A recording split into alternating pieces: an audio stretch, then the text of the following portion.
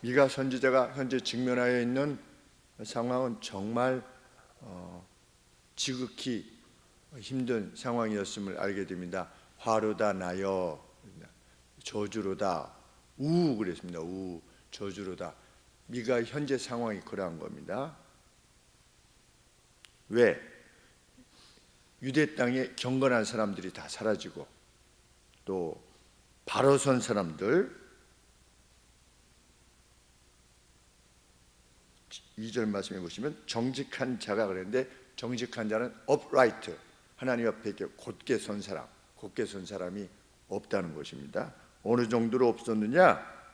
여름 실과를 딴 후에, 그 8월 달이라고 합니다. 여름 실과를 딴 후에 포도를 거둔 후 같아서 먹을 송이가 없으며, 포도를 이미 다 거둔 상황이 먹을 게 없지 않습니까? 그것처럼 없고, 내 마음에 사모하는 처음 익은 무화과가 없도다. 이 처음 익은 무화과는 6월 달에 처음 나오는 건데 그게 맛있나 봅니다, 무화과가.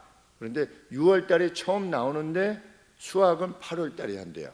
왜 그렇게 하는지는 알 수 없지만, 그런데 8월 달에 처음 익은 무화과를 찾을 수가 없지 않습니까?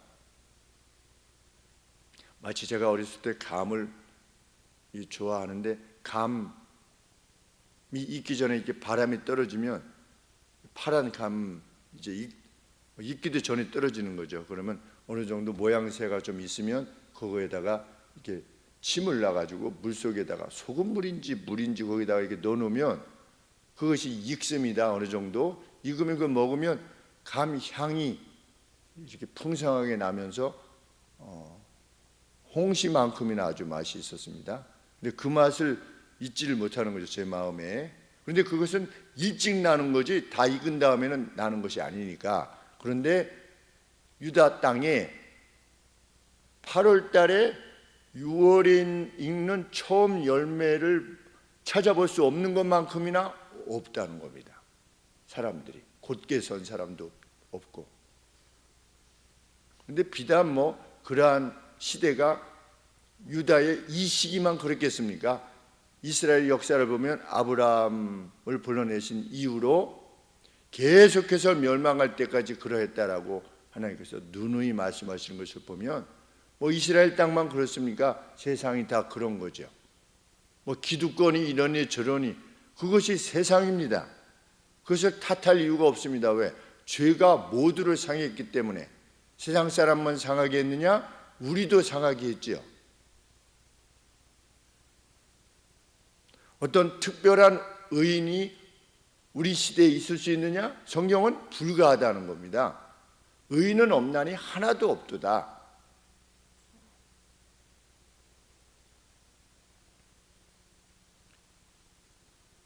모두가 피 흘림을 기다리고 있고, 2절 하반절에 무리가 다 피를 흘리려고 매복하고, 누군데? 하나님의 백성인데도 각기 그물로 형제를 잡으려고, 그물로 다른 사람들을 사냥하려고 했다는 겁니다.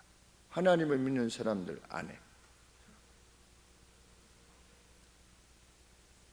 3절 말씀에 그들은 둘 다의 손으로 악을 잘도 행하며, 어느 한 손만 악을 행하는 것이 아니라 둘 다의 손으로 악을 잘 행하며, 관원과 유사와 대인, great man, 그러니까 관원과 유사가 무엇을 구했느냐? 뇌물을 구했어요. 하나님의 백성들 안에서 교회로, 오늘로 치면 교회로 보면 되겠습니다. 교회 안에 무엇을 행하기 위해서 뇌물을 줘야만 되는 그러한 유다 땅이었다는 겁니다.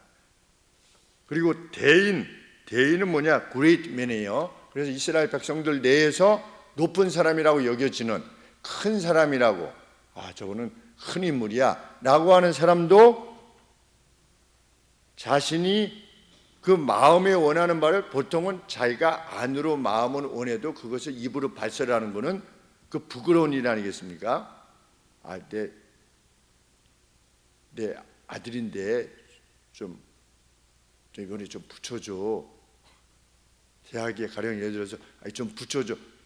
가령 예를 들어서 무슨 국무총리가 국무총리가 어떤 뭐 대학 총장한테 아유 저희 총장님 좀 내 아들이잖아요 좀 붙여줘, 이거를 그냥 스스럼없이 말했다는 겁니다.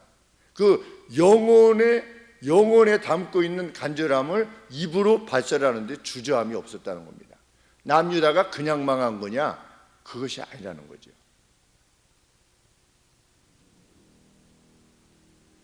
그런데 뭐 남유다뿐만 아니라 그 어느 나라도 이렇게 되면 나라가 망하고 집안이 망하는 겁니다.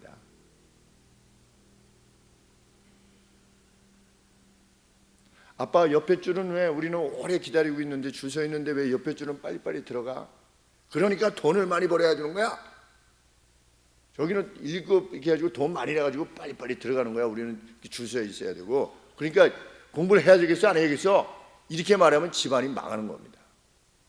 너 그래가지고 나중에 취직 안 해가지고 이렇게 되겠어 이거? 제가 직접 들은 말이죠. 공항에서. 야, 또 아버지라고 그렇게 와 아들을 그렇게 가르치는 집안은 야 정말 힘들겠다. 그 자녀가 뭘 배우겠는가. 가령 예를 들어서 그 아버지가 교회 다니는 사람이에요. 그러면 교회를 안 나오는 거죠. 그런 신을 섬기지 않는 거죠. 내 아버지를 보면 그걸 못 섬기겠다는 거예요.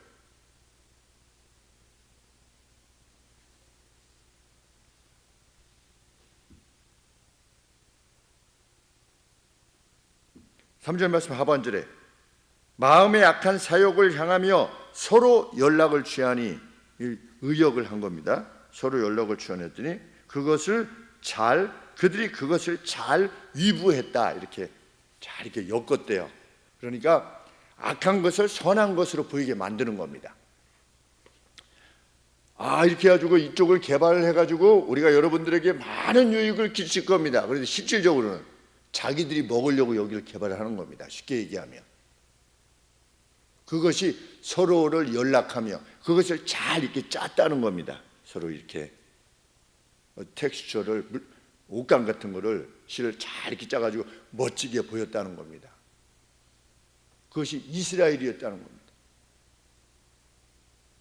앞에서는 뭐 다른 것들을 다 말하죠. 뭐 인권이니 뭐니. 그리고 나서 뒤로는 자기의 이익을 취하는.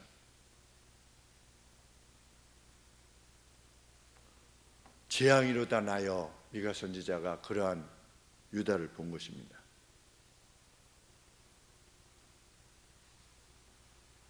사절 말씀에 그들의 가장 선한 자라도, 그들 중에 가장 선한 자가 무엇과 같다? 가시와 같다. 여기 가시를 말하는 것은 찔레를 말합니다. 찔레 가시가 아주 딱딱하고 막 이렇게 찌르죠, 사람들을.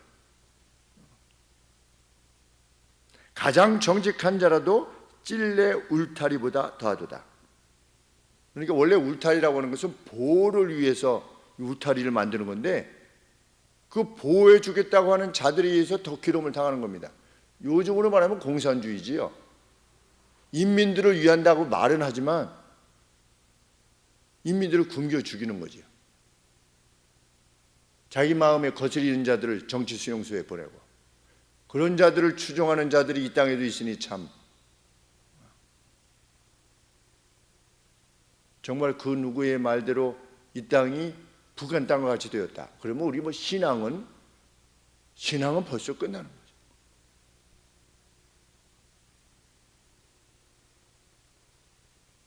얼마나 기쁘고 감사한 일인지. 우리가 다른 어떤 뭐 세계 무역 대국이다 이런 게 중요한 것이 아니고, 우리가 신앙의 자유를 가지고 일상을 살아가게 되었다는 것, 최대의 공적입니다.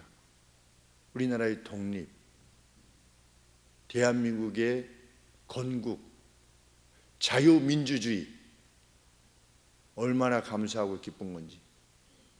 여기서 자유를 빼려고 하는 무리들이 있다면 신앙인들은 일어나야 되는 거죠. 우리 헌법에서 자유민주주의에서 자유를 빼려고 하는 자들이 있다.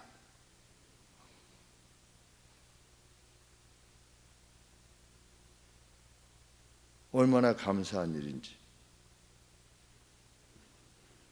4절 하반절에 그들의 파수꾼의 날 그랬죠. 여기 어려운 표현들이 있습니다. 그들의 파수꾼의 날, 파수꾼의 선지자들 말합니다.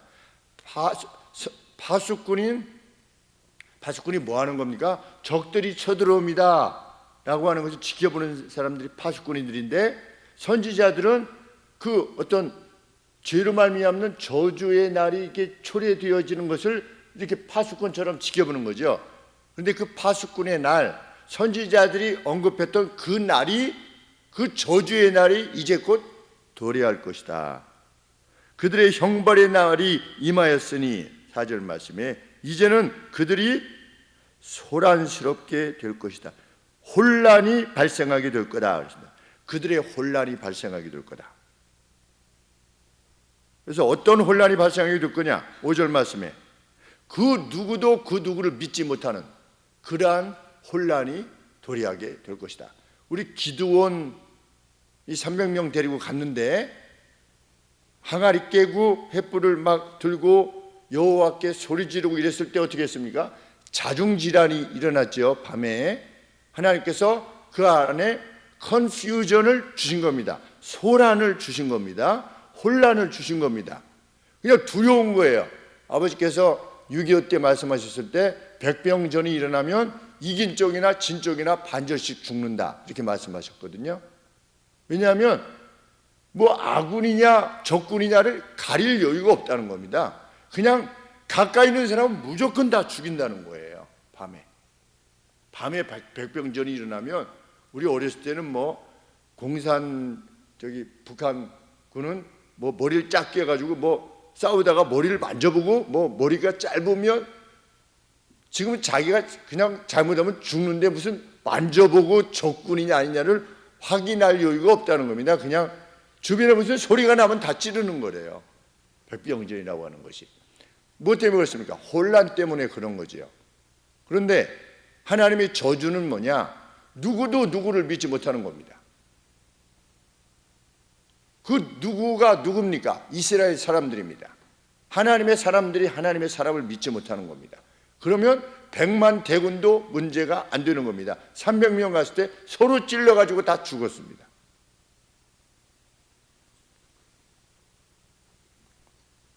오절 말씀에 너희는 이웃을 믿지 말며 친구를 의지하지 말고 내 품에 누운 여인에게도 내 입에 발설하지 말라는 거죠. 무엇을? 왜? 그 원수가 될 수 있으니까. 마치 삼손, 드릴라처럼.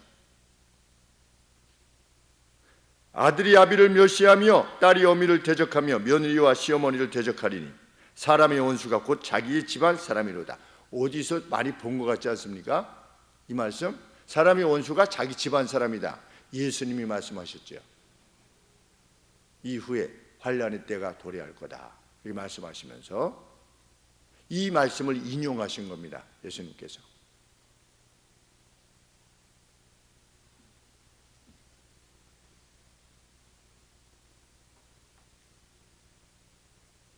신앙 공동체 내의 신뢰의 부재, 이것이야말로 재난의 본질입니다. 특별히 하나님의 백성들에게. 성도가 성도를 못 믿는 겁니다. 성도가 목사를 못 믿고 목사가 성도를 못 믿는 것, 이게 재난입니다. 저주이고. 목사도 사람이잖아. 뭐 이렇게 죄악을 범했을 때 목사도 사람이잖아. 이렇게 되면 그거 끝나는 겁니다. 교회는. 그래서 사람들 사이에 신뢰가 다 끝나게 되어서 유다의 회복이 자체적으로 불가능하게 되어서 참 저주스러운 상황이 된다 할지라도 어떤 반전이 있는 거죠. 선지자는 2절 말씀에 나로서는 as for me 그랬습니다. 나로서는 상황이 이렇다 할지라도 나로서는 나는 여호와를 우러러보며 나를 구원하시는 하나님을 바라볼 것이다. 나의 하나님이 나를 들으실 것이다. 여전히 소망하고 있는 것입니다. 여기서 여호와를 바랄 것이다. 그런데 워치하는 겁니다. 이렇게 막 지켜보고 있는 겁니다. 하나님 도와주세요. 이렇게. 그러면서 뭐라고 말하는 겁니까? 원수들아, 8절 말씀에 나의 대적이여 이제 아수르가 와서 공격할 거거든요. 남유다를. 나의 대적이여 나로 인하여 기뻐하지 말지어다. 유다를 비우지 말라는 겁니다. 나는 엎드려질 자도 일어날 것이요 어두운 데 앉을지라도 여호와께서 나의 빛이 되실 것이미로다. 여기서 말하는 나는 누구입니까? 자신을 포함한 유다 백성들을 말하는 것입니다. 특별히 그 가운데서도 타락하기를 거부하고 용기를 내어서 살아가려고 했던 사람들을 대표해서 나라고 하는 표현을 씁니다. 여호와께서 그럼에도 불구하고 나의 빛이 되실 것을 내가 믿는다. 사람 가운데 그 어떤 기대가 없어도, 그래서 뭐 이런 표현이 있지 않습니까? 우리나라도 어린아이들이 점점 적어지고 예배당을 짓는다 보니까 사람들 수가 점점 적어지려고 그러는데 뭐하러 예배당을 지으려고 합니까? 앞으로 교회가 점점 적어질 텐데, 사람 수도 적어지고 예수를 믿는 사람도 점점 적어질 텐데 뭐하러 예배당을 새로 지으려고 합니까? 사람 수 적어져도 상관없다는 거죠. 교회는 하나님께서 이끌어 가시는 것이고, 우리는 앞으로 어떨 것이냐, 미래학자들의 말을 쫓아서 그럼 우리가 좀 수를 줄여가지고 이렇게 해야 될 거다. 그러니 저렇게 하지 말고 현재 재산 가치로 이 건물이 훨씬 낫다는 거죠. 그 말이 맞지요. 재산 가치로 치면 이 건물을 가지고 있는 게 훨씬 낫죠. 언제든지 매각할 수 있으니까. 그런 차원에서 이게 더 낫다라고 말하는 사람들이 있는 겁니다. 그게 하나님의 방식이 말하는 교회입니까? 저쪽으로 가면 종교 부지를 우리가 구하는 거잖아요. 종교 부지는 황금성이 없잖아요. 교회가 아니고서는 절, 성당 아니면 못 사니까. 실제적으로 재산 가치로는 이제 팔 수 없는 그 어떤 상태가 되는 거죠. 그래서 어땠다는 겁니까? 처음에 아무것도 없었는데.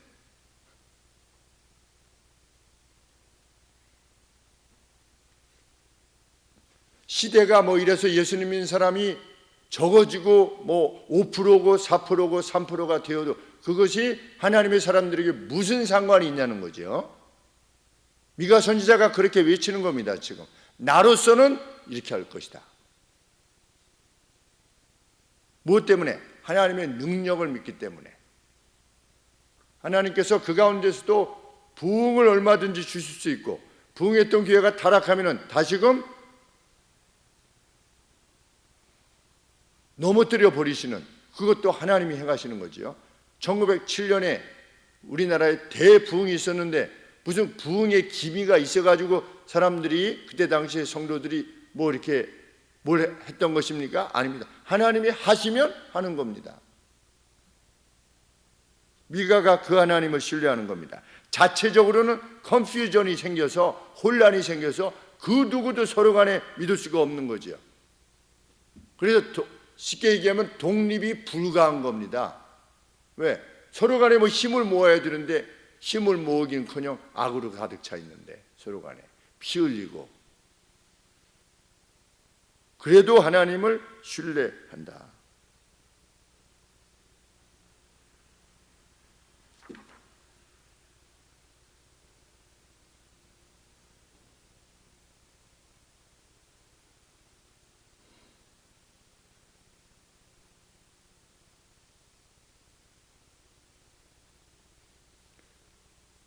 미가는 이제 직면하게 되는 아시리아에 의한 공격, 그것으로 인한 괴로움, 이것이 무엇이라고 하는 것을 받아들인 겁니까? 하나님께서 유다의 죄 때문에 진노하심으로 공의를 집행하는 것으로 받아들인 겁니다. 그런데 그 가운데 자기도 고통당하는 거죠. 왜? 나라가 멸망당하니까, 괴로움을 당하고. 그런데 그것을 하나님의 공의의 집행으로 이해한 것입니다. 그래서 하나님의 신적인 공의가 만족될 때까지 하나님은 유다를 치시겠지요. 그런데 그 공의가 만족될 때까지 어떻게 할 거다? 그 공의를 만족시키셔서 하나님의 의로움을 드러내실 때까지 나는 그 진노를 견딜 것이다. 유다 백성과 함께. 그 가운데 이후에 누가 있었던 겁니까? 다니엘과 다니엘의 세 친구들이 있었던 겁니다. 다니엘과 세 친구들이 괴로움을 당하는 거지요. 포로되어 갔지요. 왜? 유다의 죄악 때문에.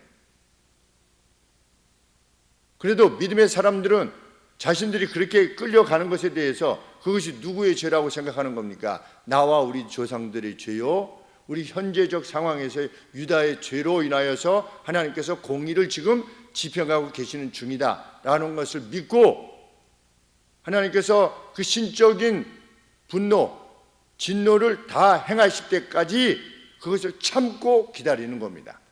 그리고 그 신적인 공의를 만족시키셨을 때에 다시금 회복을 주시리라고 믿고 기다렸던 겁니다. 누가? 다니엘과 세 친구들이.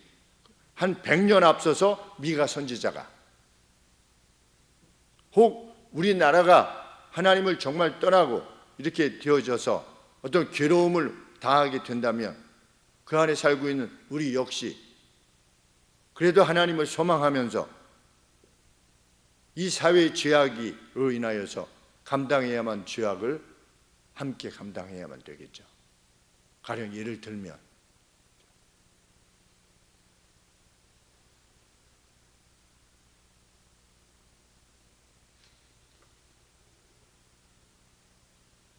그것이 9절 말씀입니다.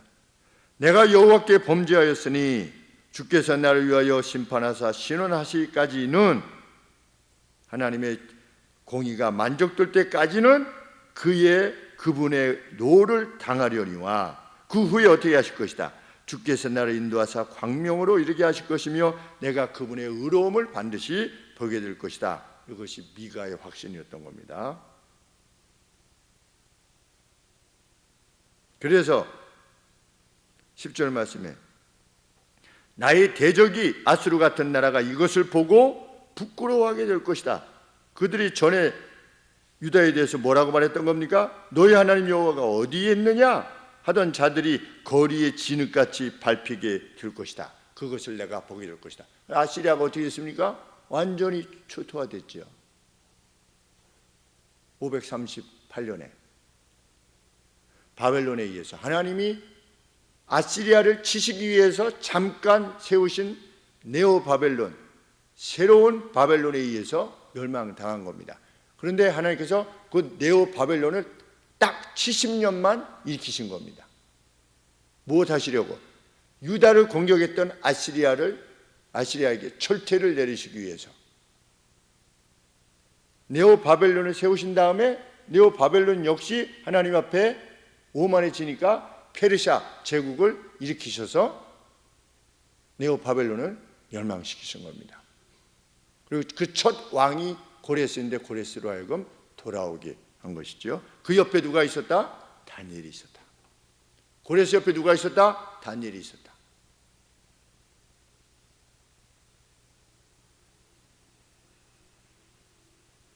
그날 어떻게 될 거다?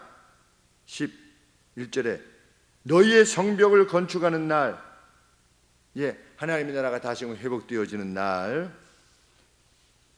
그날에는 지경이 넓혀질 것이라. 바운더리가 넓혀질 것이다. 하나님 나라의 바운더리가 넓혀질 것이다. 어느 정도로? 12절에 그날에는 아수르에서 애굽 성읍들에게까지, 아수르부터 지금은 가령 예를 들어서 지금의 이라크에서 이집트까지, 애굽에서 유프라데스까지, 이 바다에서 저 바다까지, 이 산에서 저 산까지의 사람들이 너에게로 돌아올 것이다. 하나님께서 하나님 나라의 지경을 넓히셔서 그 바운더리를 넓혀주셔서 그 안에 속한 사람들이 다 누구에게로 올 거다? 유다에게로. 유다의 어디로? 예루살렘으로. 예루살렘의 어디로? 예루살렘 성전으로 다 나올 것이다. 이제 예수님 오신 이후로의 날에 대한 예언을 이 미가 선지자도 예수님 오시기 전 약 700년 전에 이렇게 말씀하고 계시는 겁니다. 세상의 모든 사람들이 어떻게 될 거다? 유다 너에게로 올 거다. 너는 지금 어떻게 될 건데? 지금은 너희의 죄악으로 인해서 이렇게 아시리아에 의해서 괴로움을 당할 것인데, 이후 예레미야 선지자에 의하면 다 멸망할 것인데, 그럼에도 불구하고 하나님이 그들을 살려서 돌아오게 하셔서 그 날을 이루게 될 거다. 모든 나라 사람들이 너에게로 오는 날이 반드시 도래할 거다. 이렇게 예언을 하게 하신 것입니다.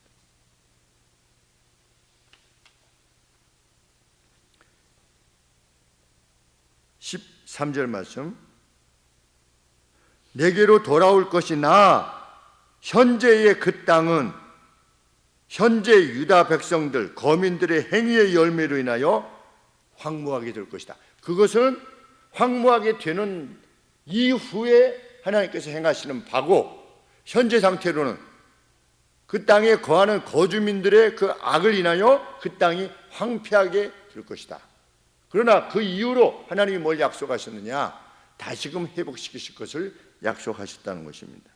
이것이 역사 가운데서 확인되어져야만 합니다. 믿는 사람들에게 이러한 역사를 하나님이 이끌어 가셨다는 것을 마음에 두고 쫓아가야죠. 역사적인 사건들을 쫓아가야 됩니다. 그래야지 역사는 정말 하나님이 이끌어 가셨구나 라고 하는 것을 확인할 수 있으니까.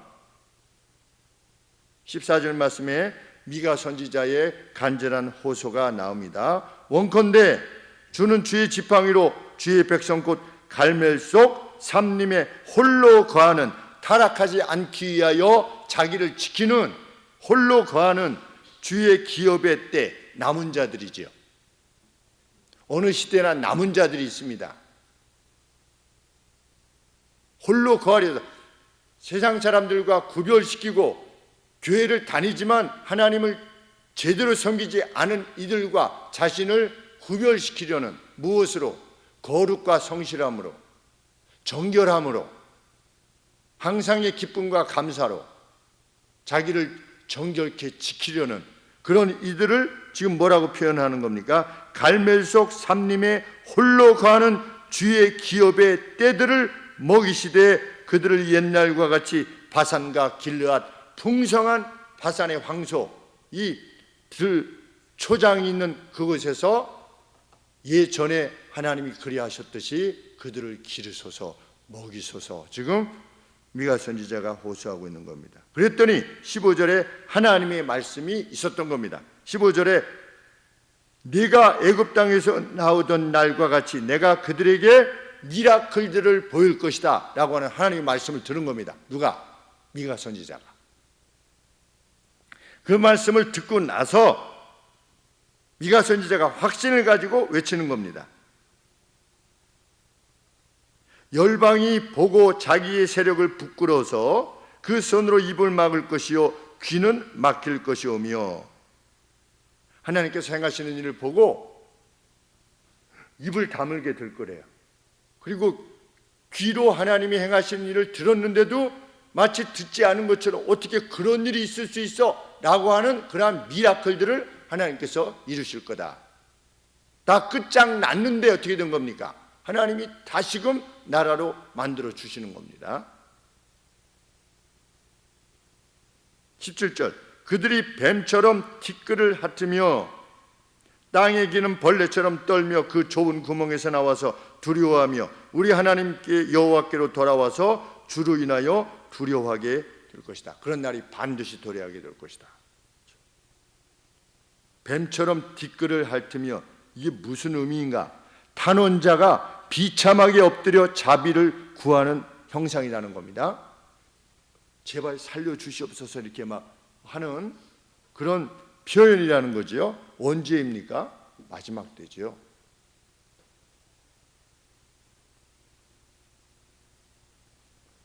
이제 미가 선지자가 하나님을 지극히 경외하는 표현으로 자기의 모든 기록을 마칩니다. 18절에 주와 같은 신이 어디 있으리까?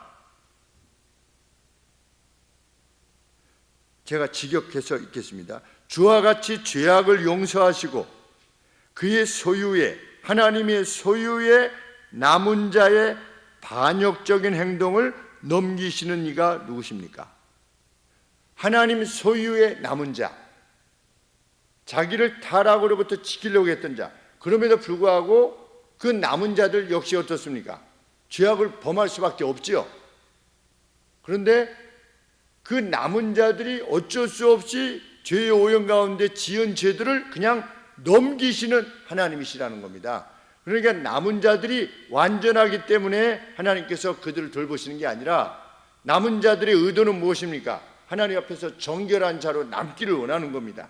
그런데도 일상을 살면서 죄를 범할 수밖에 없는 상태에 이르지 않습니까? 그런데 그 남은 자들의 하나님의 소유된 남은 자들의 죄악을 사유하시는 분이신 겁니다. 하나님은. 그래서 남은 자들을 돌보시는 거죠. 하나님께서 공의로 판단하신다면 누가 남을 수 있겠습니까? 그런데도 남을 수 있게 되는 이유는 뭐냐? 하나님께서 죄악을 넘기시기 때문에. 넘긴다는 표현이 어디 있습니까? 패스 오버 하는 거지요. 유월하시는 겁니다. 누구에게로? 자기 아들에게로. 그래서 용서가 가능하게 되시는 거지요. 18절 하반절에 주께서는 그분의 노를 영원히 품지 않으신다. 9절 주께서 다시 우리들 위에 정을 지니실 것이다.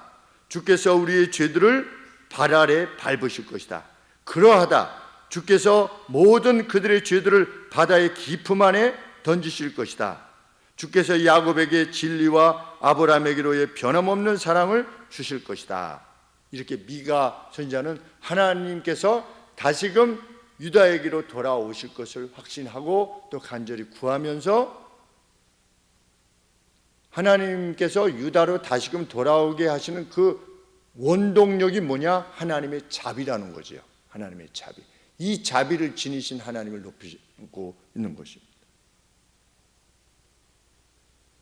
성경은 우리에게 가르칩니다. 하나님께서는 죄악에 대한 공의를 집행하시는 분이시다. 심지어 자기 백성이라 불리는 이스라엘에 대해서도 그들이 범죄했을 때 하나님이 공의를 집행하시는 분이시다. 그것을 통해서 죄악을 징벌하시는 심판자가 계시는 것을 드러내시기를 원하시는 분이시다. 물론 그 가운데서 의인도 고통받을 수 있다.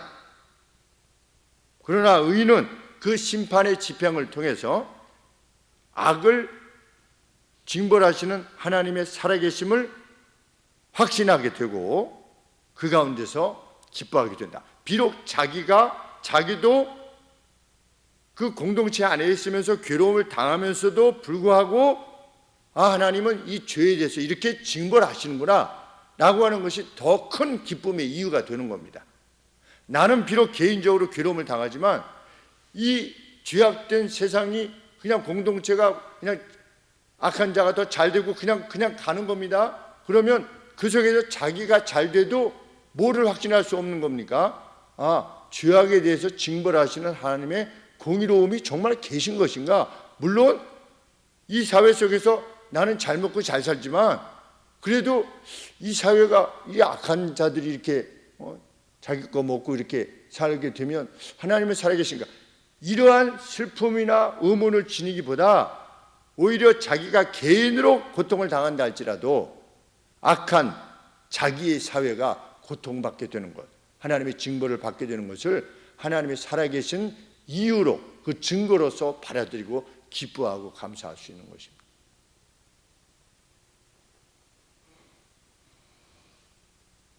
그래서 결국 어떠한 확신을 갖게 됩니까? 하나님이 말씀하시는 궁극적인 심판이 실체하여 있구나.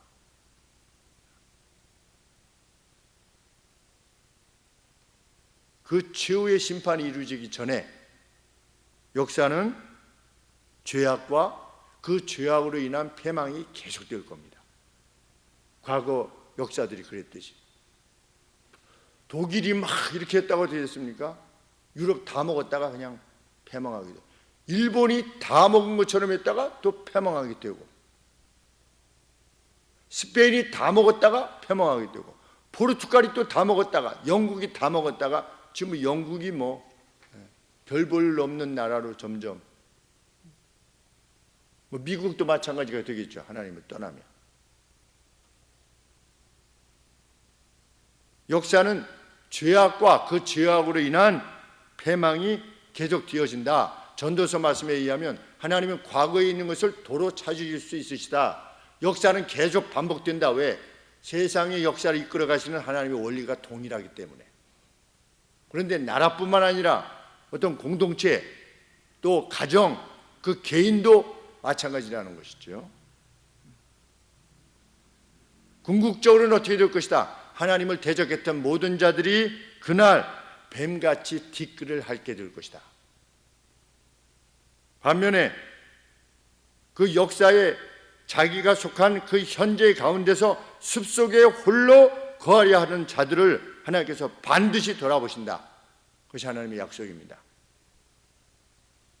그가 살아가는 그의 현재 가운데 하나님이 반드시 돌아보실 뿐만 아니라 마지막 날에 하나님께서 최후의 심판을 행하실 때 그가 자기 시대 속에서 행했던 바에 대해서 반드시 상 주시는 분이 하나님이시다. 그것이 우리 하나님이시다.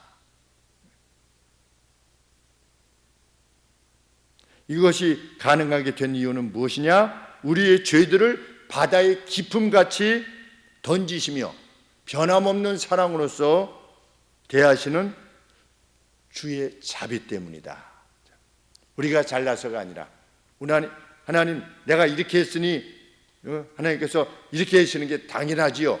그날 그렇게 하는 것이 아니라 제가 무엇을 했기에 주께서 이렇게 행하시는 것입니까? 라고 했을 때 예수님이 뭐라고 말씀하십니까? 너는 내가 배고팠을 때 먹을 것을 주었고 내가 목마를 때 너는 마실 것을 주었다. 그 사람이 누구냐? 숲속에 홀로 거하여 타락하기를 거부하며 용기를 내서 살았다라고 일컬어지는 바로 그 사람인 겁니다. 오늘이라고 하는 우리 시대에 뭐 이 사회가 이러니 저러니 무슨 헬조선인이 많이 사람들은 그렇게 말하려고 하죠. 화르다 나요. 우리 의인들이 상황이 그러합니다. 정말 의로움과 진실함으로 승부해서 살아가기가 어려운 시대가 된 것이 분명합니다. 그런데 어느 시대는 안 그랬습니까? 그 가운데서도 하나님은 현재에도 미라클을 얼마든지 행하실 수 있으신 분이심을 우리가 믿고 그 마지막 날에 또 그것을 이루실 것이라 우리는 믿습니다. 그 믿음이 우리 안에 있어서 우리로 하여금 그 어떤 일이 있어서도 의연하게 행동할 수 있게 되기를, 그런 자에게 행하시는 하나님의 미라클을 보게 되기를 간절히 원하는 것입니다. 기도하겠습니다. 하나님 아버지, 자기 시대의 죄악에 절망할 수밖에 없었던 미가 선지자가 하나님의 계시의 말씀을 듣고 용기를 내어서 살고자 다짐하며 그 타락했던 유다 백성들을 위하여서 간구하였음을 봅니다. 하나님, 그의 메시지는 슬픔의 색조를 가지고 있으나 하나님, 그 가운데서 분명히 하나님의 자비와 능력을 찬양하는 찬양이 있음을 보게 됩니다. 그리고 그것이 궁극적인 그의 메시지의 주제임을 확인하게 됩니다. 하나님, 비록 죄 많은 세상 가운데 저희들도 죄를 짓고 살지만 저희들의 죄를 깊은 바다 가운데 던져버리시고 넘겨버리시는 주의 자비를 의지한 채로 숲속에 홀로 있어 타락하기를 거부하는 자로 살아갈 때에 주님, 주의 얼굴을 저희들에게 비춰 주시옵소서. 예수님의 이름으로 기도합니다. 아멘. 우리 잠시